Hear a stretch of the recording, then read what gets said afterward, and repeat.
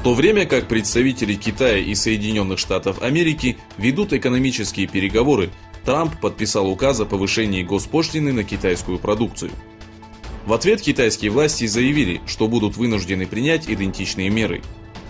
Решение правительства США было принято вчера, после того, как высокопоставленные дипломаты из Поднебесной не смогли добиться соглашения с американскими коллегами.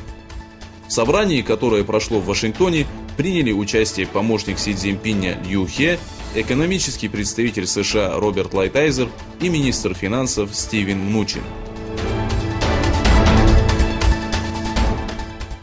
По сообщениям информационного агентства ТАП, по меньшей мере 70 мигрантов утонули в результате крушения судна в Средиземном море у берегов Туниса. В пятницу в международных водах в 40 милях от побережья тунисской провинции Сфакс погибли как минимум 70 человек из числа нелегальных мигрантов из Африки.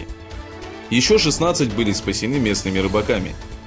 По одной из версий, судно направилось в опасное путешествие из Ливии. В Тегеране и других городах Ирана люди вышли на улицы, чтобы выразить свою поддержку правительству, принявшему решение отказаться от части обязательств по ядерному разоружению. С одной стороны, люди опротестовали США, а с другой поддержали решение возобновить разработку ядерного оружия. Иранцы провели протесты со следующими лозунгами: «Долой США» и «Смерть Израилю». Дети граждан Казахстана, воевавших в рядах ИГИЛ, прибыли на родину.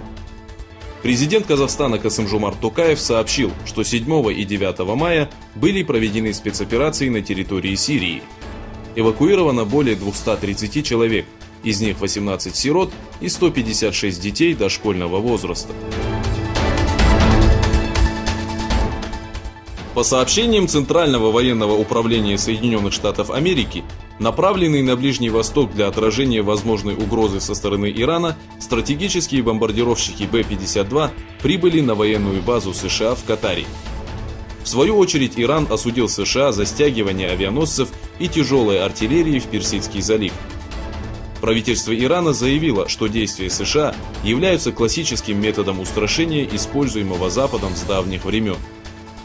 Для того, чтобы ослабить позиции Ирана на рынке энергоресурсов, правительство Соединенных Штатов Америки увеличивает санкции против Тегерана и стран, импортирующих иранскую нефть.